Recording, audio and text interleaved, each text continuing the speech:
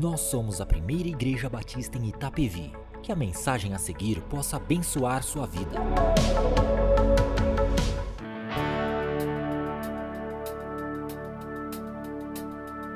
Vem, essa é a hora da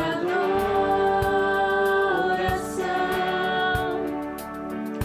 Vem, dar a Ele teu coração.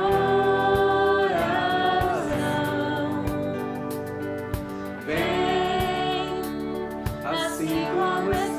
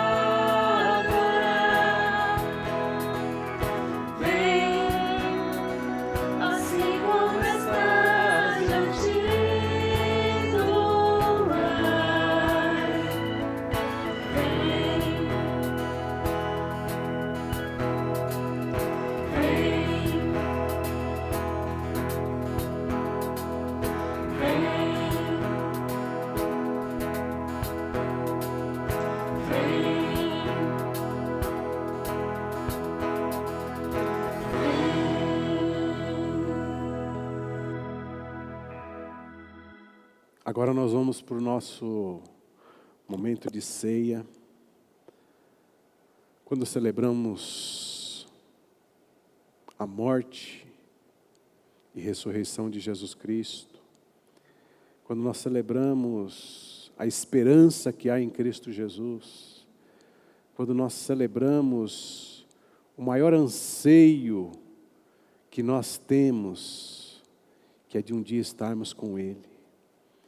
E de forma a discorrer aqui sobre os elementos, de forma simbólica, o pão representando o corpo de Cristo, o cálice de suco de uva representando o sangue de Cristo vertido na cruz. E a palavra de Deus lá em 1 Coríntios, no capítulo 11, no verso 28 em diante, diz: examine-se, pois, o homem a si mesmo, e assim coma deste pão e beba deste cálice. Porque o que come e bebe indignamente, come e bebe para a sua própria condenação, não discernindo o corpo de Cristo.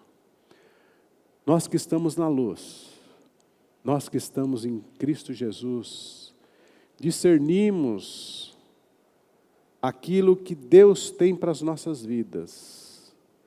Nós discernimos que todos os nossos pecados precisam ser confessados,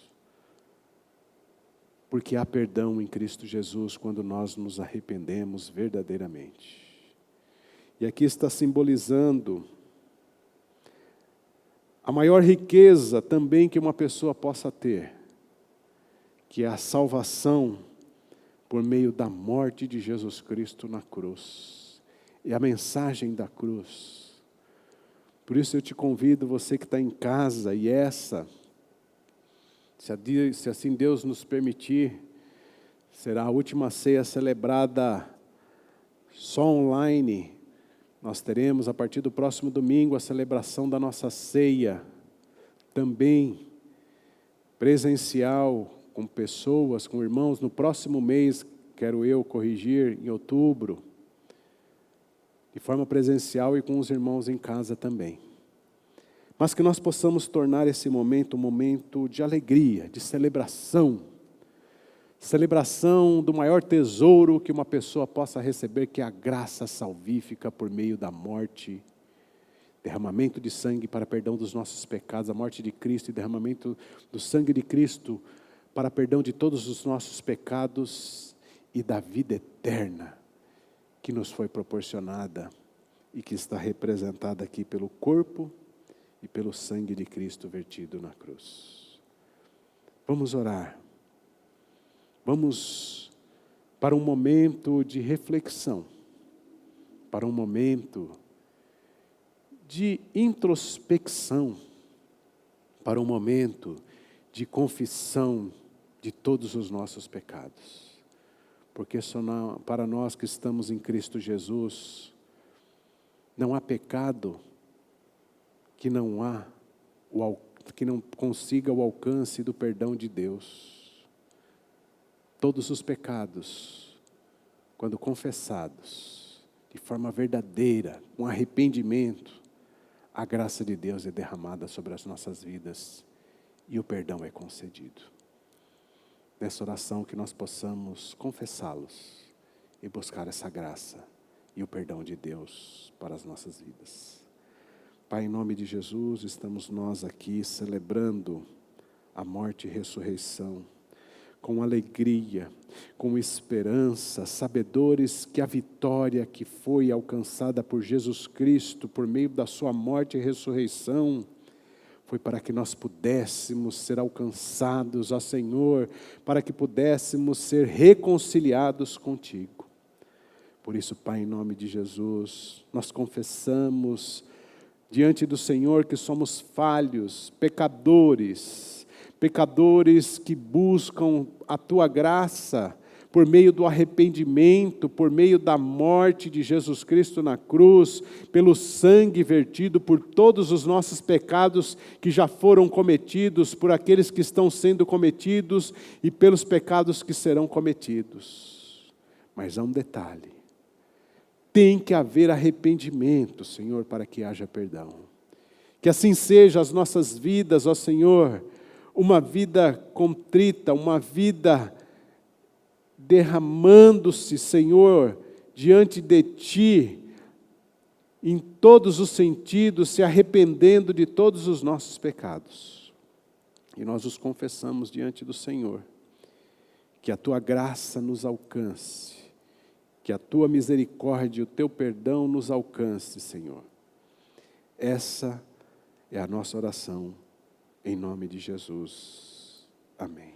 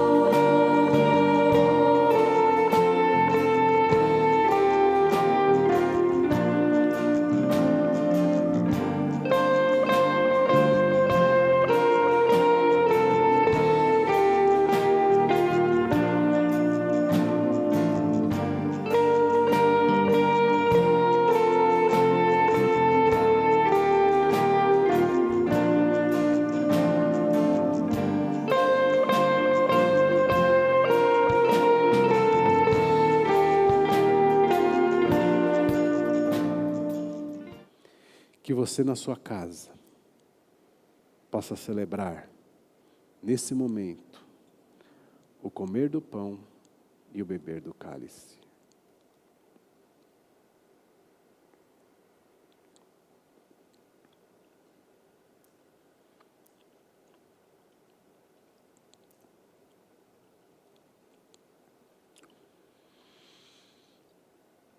Senhor, nós queremos te agradecer por menos uma ceia a celebrar, porque a cada ceia que celebramos, mais próximo estamos de Ti, e mais próxima é a Tua vinda para nos buscar e para buscar a Tua igreja.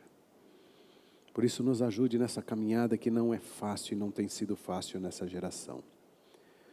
Nos ajude sempre nos iluminando com o Teu Santo Espírito a discernir a Tua vontade e o Teu querer para as nossas vidas.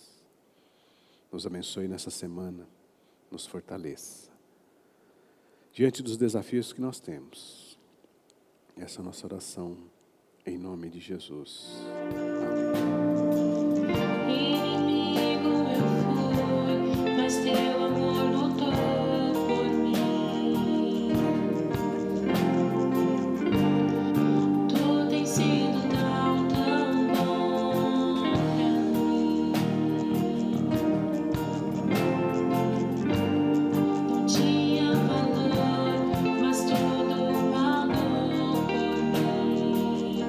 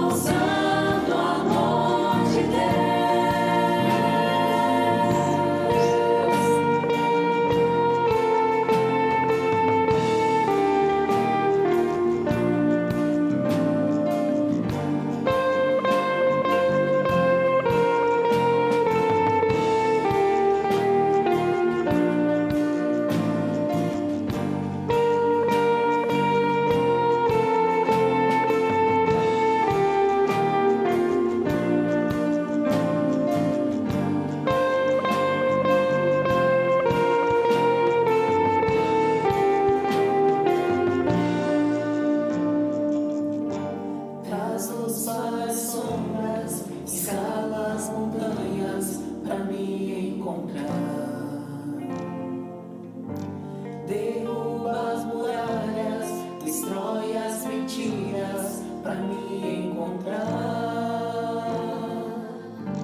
Traz luz para as sombras, escala as montanhas pra me encontrar. Derruba as muralhas, destrói as mentiras pra me encontrar. Traz luz para as sombras, escala as montanhas pra me encontrar. Derruba as muralhas, destrói as mentiras pra me encontrar.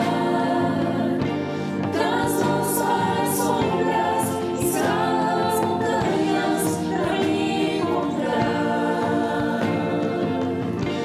Derruba as muralhas, destrói as mentiras pra me encontrar. Traz luz para as sombras, escala as montanhas pra me encontrar. Derruba as muralhas, destrói as mentiras pra me encontrar. Oh, impressionante, infinito, ousado amor de Deus. Oh, que deixa as 99 só pra me encontrar. Não posso comprá-lo, nem merecê-lo, mesmo assim se entregou. Oh, impressionante, infinito, ousado amor de Deus.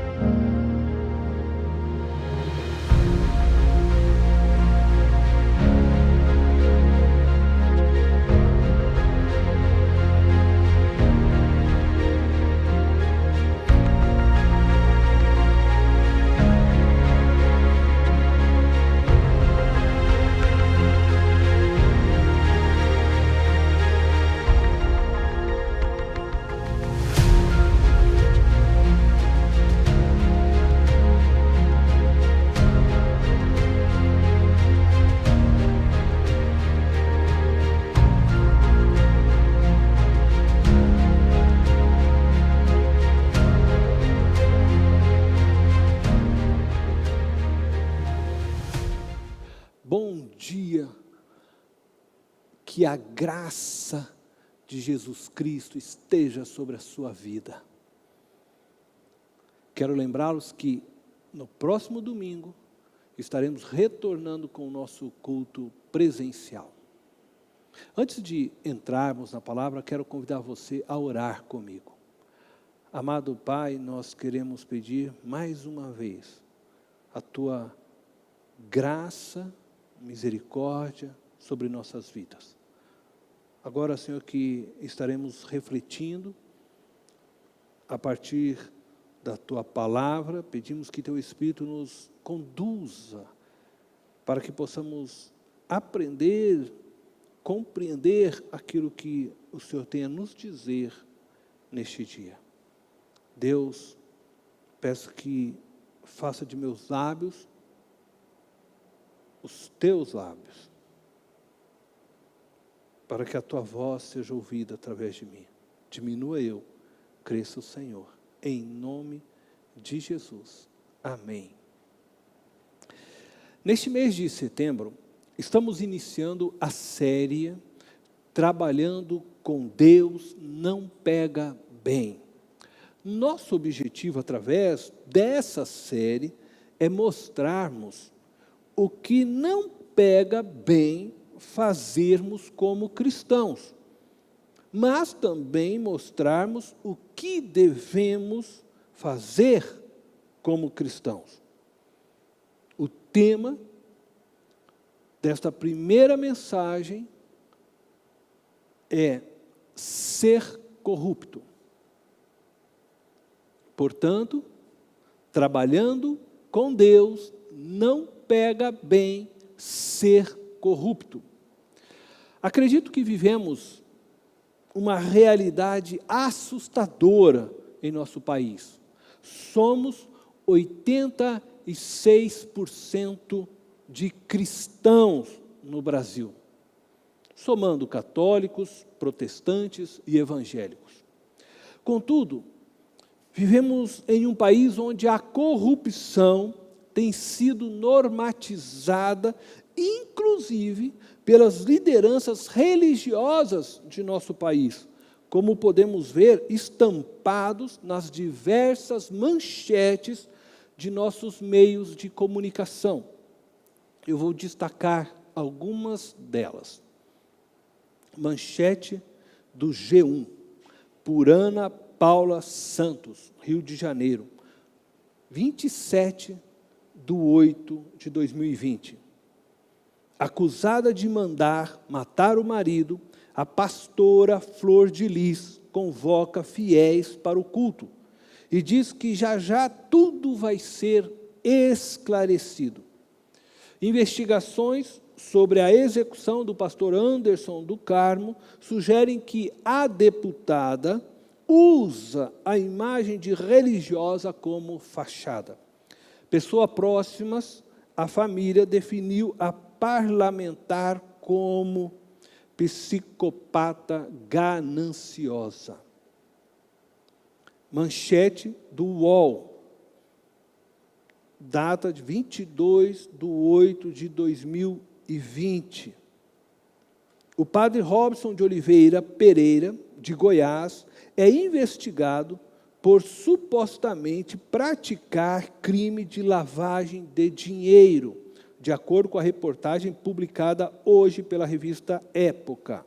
Uma entidade criada por ele realizou transações imobiliárias suspeitas, segundo a apuração do Ministério Público no Estado. O padre seria o chefe de uma organização criminosa que desviava dinheiro doado por fiéis, em valores que chegam a 60 milhões. Manchete do G1, do Jornal Nacional, do dia 28/8/2020. Polícia Federal prende o pastor Everaldo, presidente nacional do PSC, partido de Witzel. Segundo a Polícia Federal, ele seria responsável por uma caixinha para distribuir dinheiro da corrupção.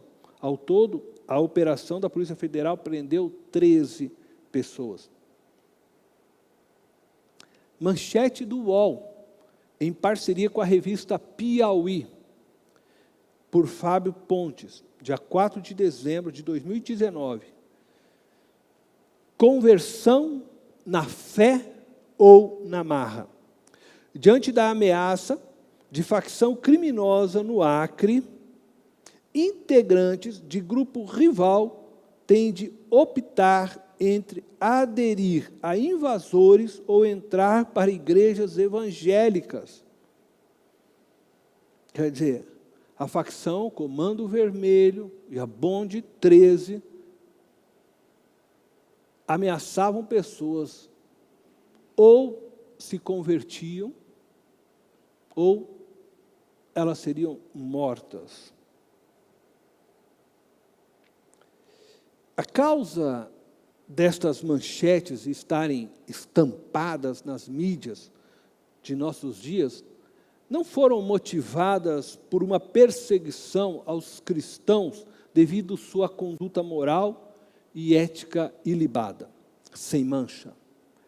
Infelizmente, foram motivadas por falta de conduta moral e de uma ética ilibada. Elas são frutos de um evangelho raso, sem conteúdo, pregado pelas lideranças de nossas igrejas ao longo dos anos. Um outro evangelho, não o evangelho de Jesus Cristo, tem sido pregado nos púlpitos de nosso Brasil. Este outro evangelho possui meias verdades que atrai até mesmo os cristãos verdadeiros, levando-os aos poucos a uma apostasia. Este outro evangelho tem como centro de suas mensagens o homem. Suas pregações ensinam que Deus existe para o homem, e não o homem para Deus.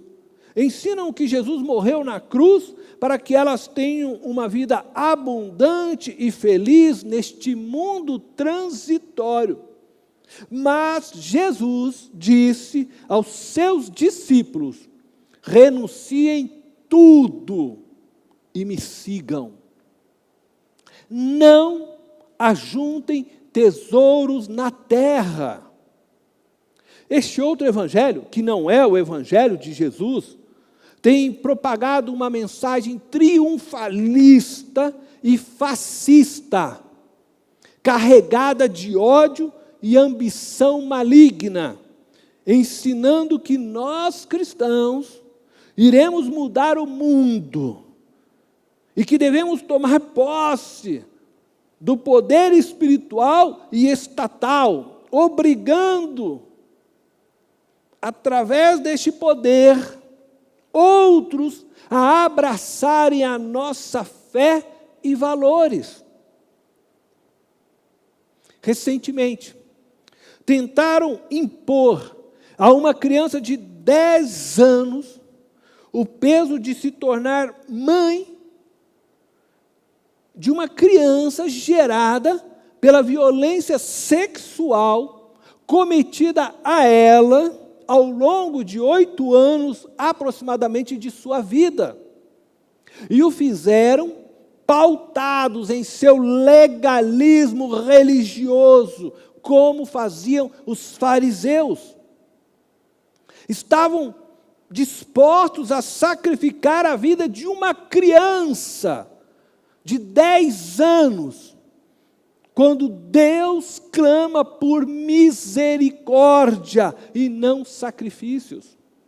Usam do nome de Jesus para imporem suas convicções goela abaixo de nossa sociedade, implantando uma ditadura cristã, quando a Bíblia afirma que os homens serão cada vez mais individualistas, egoístas, avarentos e inimigos de Deus.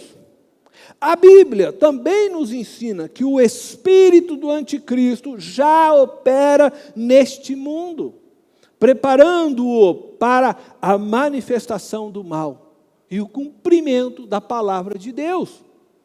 O apóstolo João nos ensina a não nos apegarmos a este mundo, nem às coisas que este mundo pode nos oferecer. Existe um evangelho sendo pregado em nosso país que não é o evangelho de Jesus Cristo.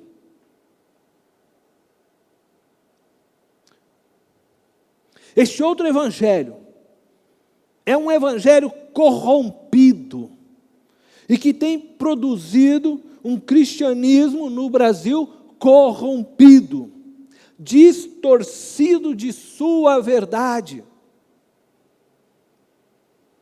E o que dizer deste evangelho ilusionista, da magia, onde as pessoas correm em busca de dente de ouro, gravetos que acendem e outras coisas tantas. Já ouvi falar de unção de urrar, unção de lagartixa, e tantas coisas já ouvi falar. um modismo espiritual que adentra no meio da igreja cristã, onde as pessoas ficam buscando experiências ilusionistas que não transformam o ser, que não produz um cristianismo maduro, que faça diferença em nossa sociedade.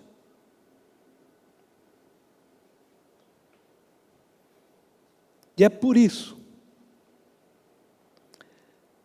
que temos nos empenhado em nossa igreja para pregarmos um evangelho com conteúdo. Temos trabalhado para que tenhamos em nossos cultos ensinos da palavra de Deus, e não cultos com o fim de levantar a estima dos ouvintes. Particularmente, tenho transformado os sermões que aqui trago em palestras ou seminários, como você queira chamar, com o fim de produzir ensino para a vida em todas as suas dimensões. É claro que nós, pregadores, aqui da Primeira Igreja Batista de Itapevi, desejamos que você tenha encontros profundos com Deus em nossos cultos, onde sua alma, seu espírito possam ser revigorados pela presença de Deus em nosso meio. Entretanto, acredito que somente através de ensinos profundos da palavra de Deus, onde você possa aprender e ser confrontado com os valores morais e com os princípios éticos do reino de Deus, como fazia Jesus em suas mensagens, você poderá se tornar de fato um cristão, isto é, um pequeno Cristo. Acredito também que na medida em que você e eu, nós cristãos, nos apropriamos dos valores morais e dos princípios éticos do reino de Deus, nossa vida vai entrando em ordem, o caos vai se desfazendo e a paz interior vai inundando todo o nosso ser. Isto não significa ausência de conflitos, nem imunização contra todas as doenças, nem proteção contra as maldades dos homens, e nem abrigo contra catástrofes naturais. Mas que em Cristo entramos em paz com Deus e vivemos esperançosos no porvir, no reino vindouro de nosso Deus. Precisamos aceitar que estamos sujeitos a todos os problemas, adversidades, sofrimentos, porque vivemos em um mundo corrompido. As manchetes que apresentamos hoje no início de nossa mensagem são frutos da corrupção que domina toda a criação, inclusive nós cristãos. As manchetes policiais que você assiste, Cidade Alerta, Alerta Nacional e outros tantos programas, apontando desvios de verbas públicas por políticos corruptos, policiais brancos matando homens negros, maridos matando suas mulheres, bancos sendo explodidos. Enfim, as manchetes policiais, de forma geral, são frutos dessa corrupção que domina o mundo dos homens. É sobre este tema que eu quero tratar com vocês hoje. Trabalhando com Deus, não pega bem ser corrupto. Você não pode servir a Deus e ser corrupto. É inadmissível um cristão ser corrupto. É inadmissível um cristão ser conivente com a corrupção. Diga não à corrupção. A corrupção é pecado e é fruto do pecado. Aquele que comete atos de corrupção trabalha contra Deus e não com Deus. Mas afinal, o que é ser corrupto? A palavra corrupção significa a deterioração de algo ou a adulteração das características originais de algo. Etimologicamente, o termo corrupção surgiu do latim corruptus, que significa o ato de quebrar aos pedaços, ou seja, deteriorar algo. Neste sentido, ser corrupto é quebrar ou adulterar leis, normas, valores morais, princípios éticos, com o fim de levar vantagem. No Brasil, chamamos a corrupção. Essa ação de quebrar ou adulterar algo para levar vantagem de jeitinho brasileiro. Em nosso país, a corrupção tem sido normatizada. Um exemplo disso é que nossos políticos têm considerado o caixa 2 de suas campanhas algo normal e aceitável. Muitos empresários de nosso país parecem concordar com essa posição, pois grande parte deles fazem uso do caixa 2 em suas empresas. Até mesmo empresários cristãos fazem uso do caixa 2, quando não deveriam. Como já disse anteriormente, isso se deve ao evangelho raso, corrompido, descompromissado com os valores e a ética do reino de Deus, pregado nas igrejas de nosso Brasil. Muito se atribui aos políticos a culpa de vivermos num país corrupto. De fato, a classe política é a mais corrupta de todo o Brasil. Isso se deve pela fragilidade do sistema administrativo, judiciário e estrutural que facilitam a impunidade. Ser político hoje é sinônimo de ser corrupto, e não deveria ser assim. O Evangelho de Jesus é o anúncio de que Ele, Jesus Cristo, morreu na cruz, pagou o preço do pecado original que nos condenou à morte eterna e pagou o preço de nossos pecados pessoais também. E por seu sacrifício recebemos o perdão de Deus. Jesus veio ao mundo para nos salvar, mas também para restaurar toda a criação. A partir de sua ressurreição, tem início uma nova vida, ainda que não revelada por completo a nós. Uma nova terra, um novo céu está preparado para todos que nele creem. Portanto, entenda o que eu vou dizer agora. Jesus, quando esteve entre nós, curou os doentes e enfermos, movidos por duas razões. A primeira razão foi para autenticar e tornar visível aos homens, a mim e a você, que Ele era, de fato, o Messias, o ungido de Deus, o filho de Davi, prometido e enviado por Deus Pai. Curar enfermos e pôr em liberdade os que estavam aprisionados espiritualmente, fazia parte de seu ministério terreno como Messias. A segunda razão que levou Jesus a curar enfermos foi o sentimento de compaixão.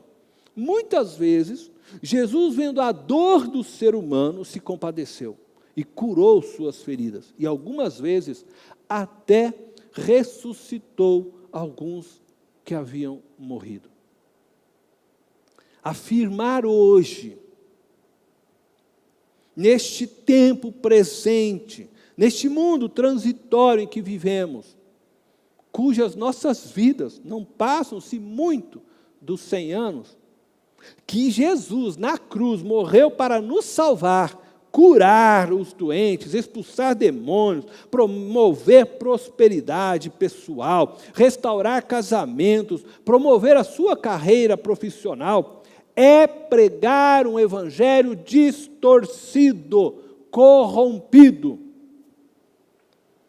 Esta pregação tem meia verdade e nos induz, pois todos nós queremos prosperar, todos desejamos ser curados, todos sonhamos com uma vida saudável e bem-sucedida. De fato, Jesus morreu para que estas obras desejadas, sonhadas por todos nós, uma vida saudável e bem-sucedida, se cumpram em nós. Contudo, não neste tempo presente, mas quando Ele voltar e manifestar seu reino. Veja o que diz o apóstolo Paulo em sua carta aos Romanos, capítulo 8, verso 23. E não só isso, mas nós mesmos, que temos os primeiros frutos do Espírito, gememos interiormente, esperando ansiosamente nossa adoção como filhos, a redenção do nosso corpo. Eu destaquei para vocês, esperando a redenção do nosso corpo. Quando Paulo diz nós mesmos, ele se refere a ele e aos irmãos romanos, que já tinham recebido o Espírito Santo através do novo nascimento, mas que gemiam interiormente, pois ainda estavam esperando a redenção de seus corpos. Paulo reconhece que ainda habitava num corpo corrupto, sujeito à morte, a dores, enfermidades e sujeito também ao pecado. Jesus veio ao mundo para nos garantir, por meio de sua obra, nossa entrada no reino de Deus. E não uma vida bem-sucedida neste mundo presente em que vivemos. Mas Deus é tão bom, tão misericordioso, que às vezes, digo novamente, às vezes, movido por sua compaixão, nos presenteia através do dom da cura, de operações de milagres, ou com alguma outra bênção celestial. Por sua compaixão, experimentamos neste tempo presente um pouco do céu. Mas Jesus não morreu para que experimentemos estas bênçãos por completo neste século presente. Portanto, viver na expectativa de desfrutar o paraíso aqui na terra é viver na mentira do evangelho corrompido. A corrupção não está só na política, não está só no mundo empresarial, também está nos púlpitos de nossas igrejas. Qual a origem dessa corrupção? Se você buscar a resposta na sociologia ou na filosofia, certamente você encontrará que a corrupção tem sua origem com o surgimento das primeiras civilizações, onde o processo de troca de mercadorias ou de favores entre os homens e indivíduos tem o seu início. Estas disciplinas afirmam que a corrupção se tornou mais intensa após o surgimento do capitalismo, sistema econômico que fortalece a ideia de que quanto mais dinheiro se tem, melhor é a vida, despertando no ser humano o desejo de ter. Para a sociologia, a origem da corrupção se encontra no sistema estrutural de uma sociedade. A corrupção é sistêmica quando se torna presente nas ações e negociações políticas. Neste caso, temos como exemplos superfaturamentos de obras públicas, mensalão, rachadinhas, uso do poder público para vantagens pessoais. Ela é chamada endêmica quando se torna presente nas ações e negociações das esferas não estatais de nosso país. Por exemplo, adicionar valores inexistentes a um recibo. Receber troco a mais e não devolver o dinheiro. Fazer uso de receptores ilícitos que roubam canais de TVs pagas sem que você se torne um assinante. Fazer uso do Wi-Fi do vizinho sem autorização. Solicitar benefícios do governo, como Bolsa Família, auxílio moradia ou auxílio emergencial sem necessidade. Furar filas e outras tantas coisas. Todas estas ações são exemplos de ações corruptas. Nós, cristãos, não podemos agir como agem as demais pessoas do mundo. Infelizmente, muitos cristãos têm praticado estes e outros atos corruptos. Por isso digo novamente, não podemos agir como agem as pessoas que não têm temor a Deus. O apóstolo Paulo, em sua carta aos Romanos, no capítulo 12, no versículo 2, você vai ler, diz que não podemos nos amoldar ao padrão deste mundo. Isso significa que não podemos nos conformar, ter a forma do padrão deste mundo.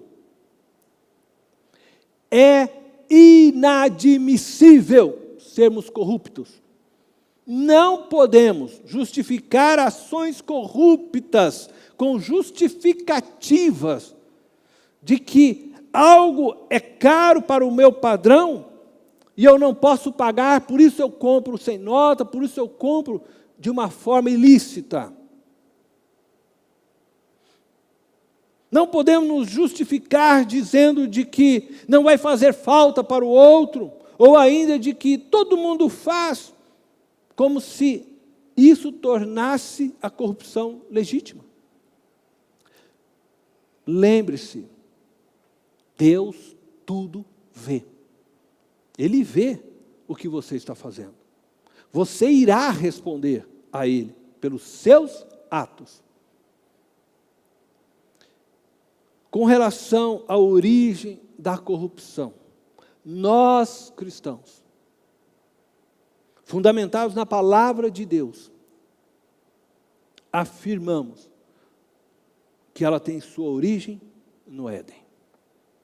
Quando Adão e Eva comeram do fruto proibido, isto é, decidiram viver a partir de suas próprias convicções, ao se tornarem independentes de Deus, cometeram o primeiro ato de corrupção.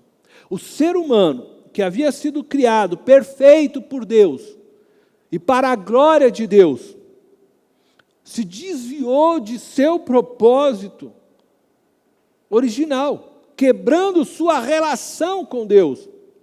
A consequência desse desvio é que toda sua descendência, isto inclui a mim e a você que está me ouvindo, foi gerada debaixo da lei do pecado. Isto é, toda a descendência de Adão, de Eva, já nasceram em um mundo corrompido e com uma natureza corrompida. Teologicamente, biblicamente, a corrupção não é fruto de uma sociedade corrupta. Não nos tornamos corruptos porque a sociedade é corrupta. A corrupção está intrínseca à nossa natureza. Ela faz parte da nossa natureza humana. Nós, seres humanos, é que tornamos qualquer modelo estrutural, governamental, em um modelo corrupto, pois somos corruptos por natureza. Nascemos com um coração corrupto, dominado pelo pecado. Jesus disse isso. Mateus, capítulo 15, versículo 19, Jesus disse as seguintes palavras: pois do coração saem os maus pensamentos, os homicídios, os adultérios, as imoralidades sexuais, os roubos, os falsos testemunhos e as calúnias. Do coração saem os maus pensamentos que nos levam à prática corrupta. Se a corrupção não é fruto de um modelo social ou de uma sociedade constituída, mas se nasce em nossos corações, se ela é parte de nosso ser como indivíduos, como podemos vencer a corrupção? Penso que todos nós concordamos que precisamos vencer a corrupção.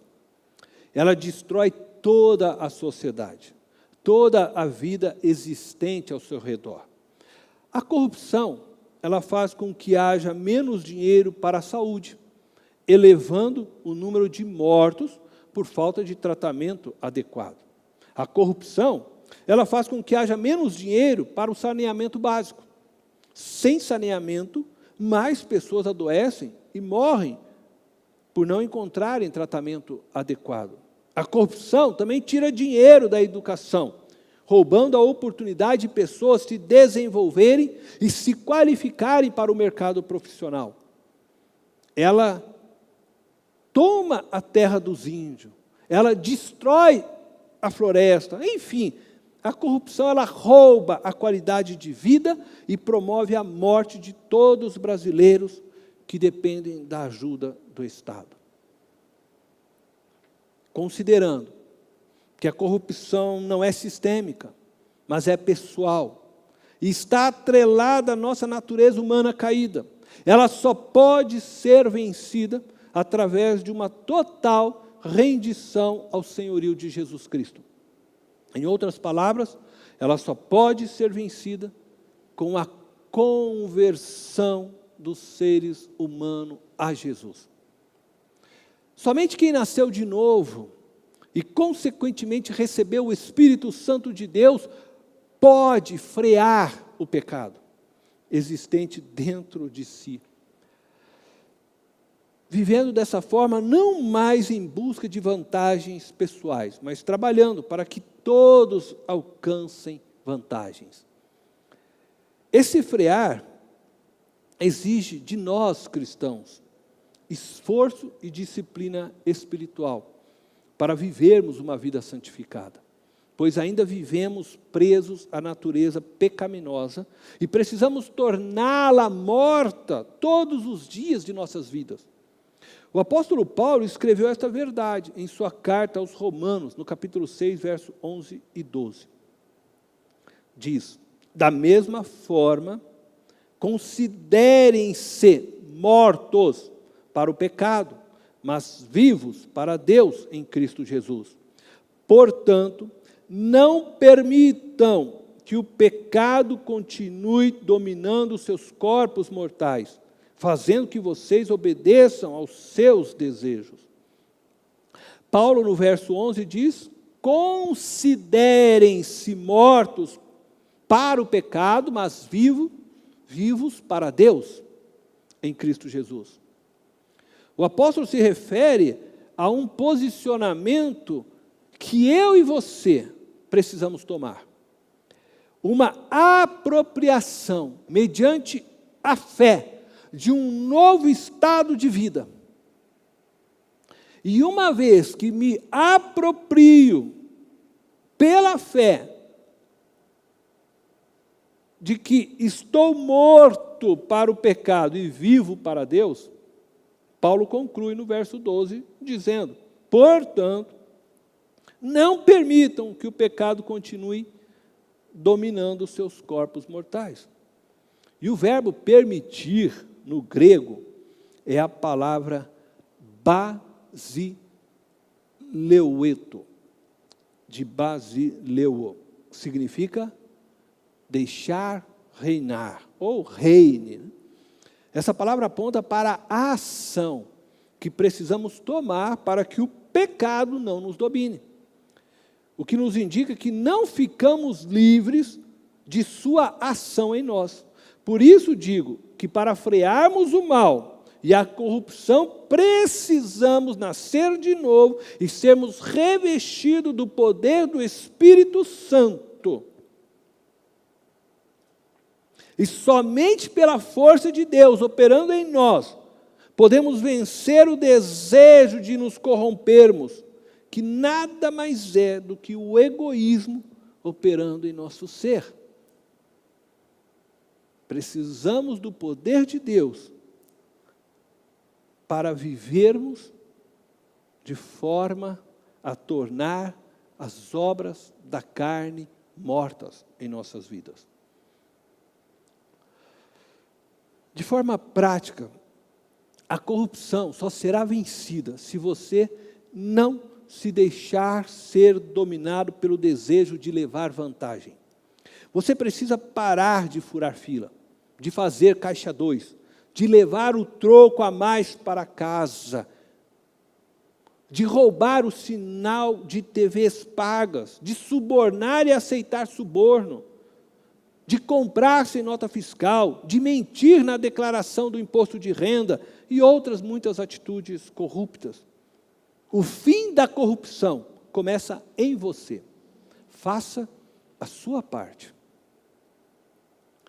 Penso que não posso terminar esta mensagem sem responder algumas perguntas que considero relevantes diante deste tema. Vou levantar 3 perguntas. E eu tentarei ser objetivo em minhas respostas. Primeira pergunta: podemos ter esperança de que a corrupção no Brasil deixará de existir? Sabemos pela Bíblia que nem todos se converterão a Jesus Cristo. E aprendemos que a corrupção é parte de nossa natureza adâmica, caída. Portanto, precisamos ser realistas com relação à corrupção. Ela sempre estará presente neste mundo, até que o reino de Jesus venha.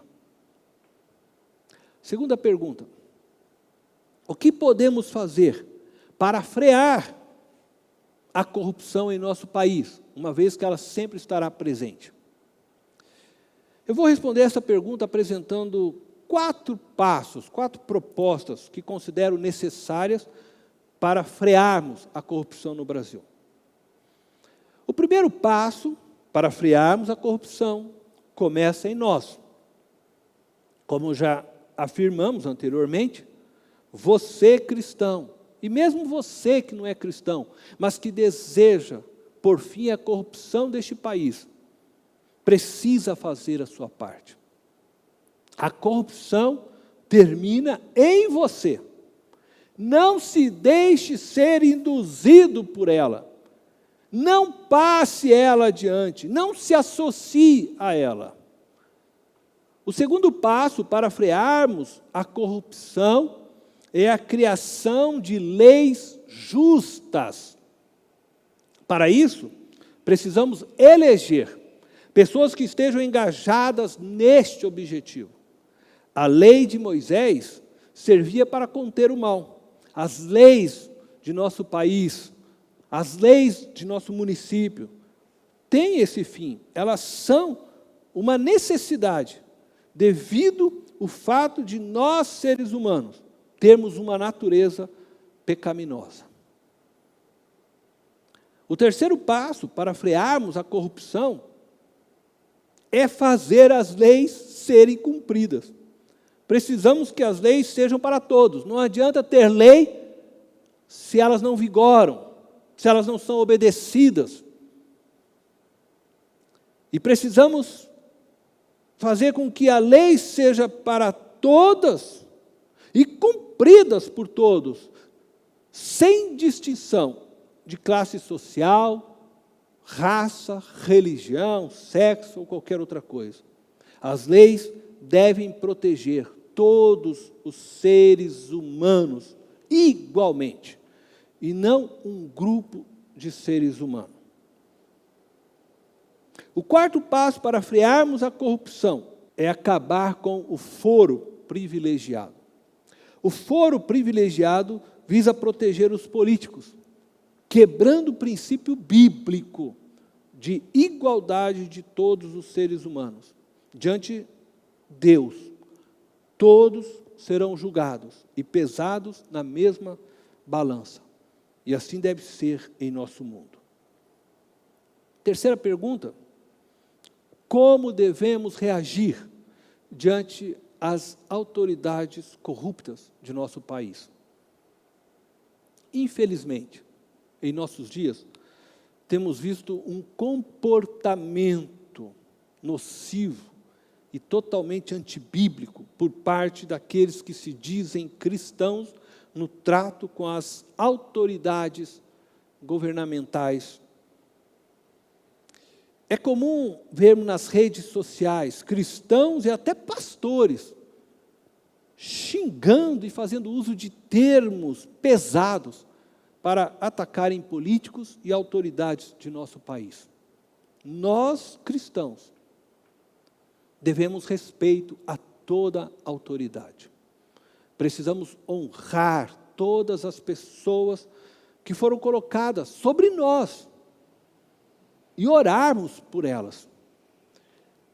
Até mesmo nossos inimigos, disse Jesus, devem ser amados por nós.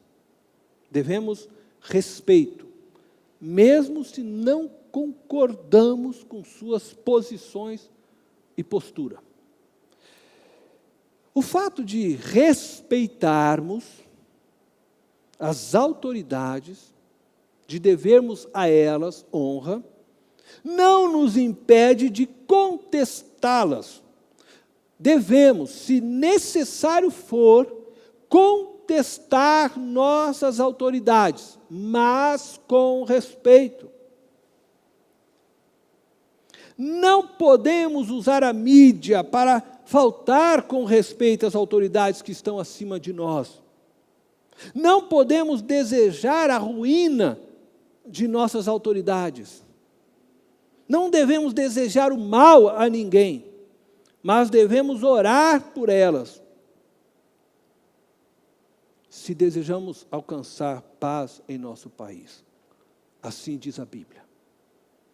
Não devemos nos silenciar diante dos erros. Precisamos ser profetas de nossos dias. Mas tudo deve ser feito com respeito, promovendo um diálogo e não uma discussão. Quero concluir apresentando 2 versos bíblicos, de muitos que existem na Bíblia, que dizem respeito à corrupção e a tudo que dissemos até aqui. E eu vou escolher um verso do Antigo Testamento e um do Novo Testamento para fechar esta mensagem. Deuteronômio, capítulo 16, do verso 18 ao 20. Nomeiem juízes e oficiais para cada uma de suas tribos, em todas as cidades que o Senhor, o seu Deus, lhes dá, para que eles julguem o povo com justiça. Não pervertam a justiça, nem mostrem parcialidade. Não aceitem suborno, pois o suborno cega até os sábios e prejudica a causa dos justos. Siga única e exclusivamente a justiça, para que tenham vida e tomem posse da terra que o Senhor, o seu Deus, lhes dá. Tiago, capítulo 1, versículo 27. A religião que Deus, o nosso Pai, aceita como pura e imaculada é esta: cuidar dos órfãos e das viúvas em suas dificuldades, e não se deixar corromper pelo mundo. Quero terminar orando com você. Deus eterno, nós clamamos a Ti que nos ajude. Nos ajude a vivermos neste mundo sem nos associarmos à corrupção. A corrupção, ela já está entranhada, amarrada à política, à vida administrativa, empresarial, em tantos órgãos, em tantas instituições de nosso país. Mas nós clamamos a Ti que nos ajude a não nos associarmos a ela. Nos ajude a ser sal e luz, Senhor. A vivermos aquilo que hoje falamos aqui, a começar em nós. Nos ajude, Deus, a não deixarmos que o desejo de levarmos vantagem em qualquer coisa venha nos dominar. Não queremos, desde as pequenas coisas, do estacionar o carro numa vaga que não nos é permitida, do furar uma fila, de nos apoderarmos de qualquer coisa que não nos foi dado o direito. Nós oramos para que sejamos cristãos, que façamos a diferença, para que não vejamos mais manchetes como essas, que hoje foram aqui mostradas. Deus, ajuda-nos a pregar o Evangelho comprometido com os valores morais e éticos da Tua palavra. A não sermos nós, cristãos, levados por este outro Evangelho. Este outro Evangelho que é corrompido, que parece verdadeiro, mas que nos distancia do Senhor e da Tua verdade. Nos ajude a discernir o que é o certo e o que é errado. Nós clamamos a Ti, Deus, em nome de Jesus. Amém. Deus te abençoe.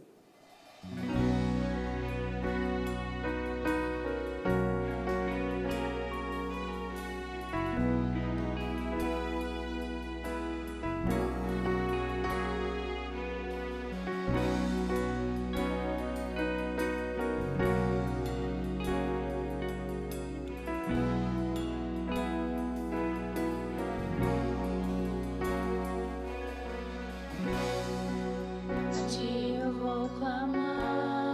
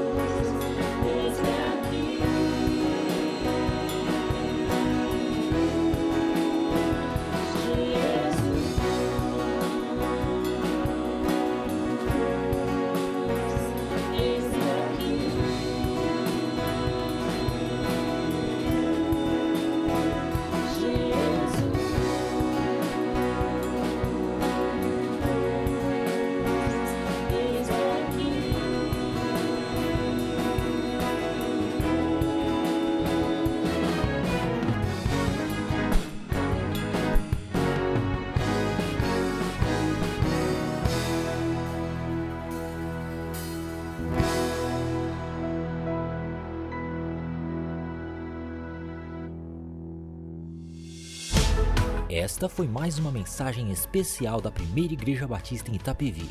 Que Deus te abençoe.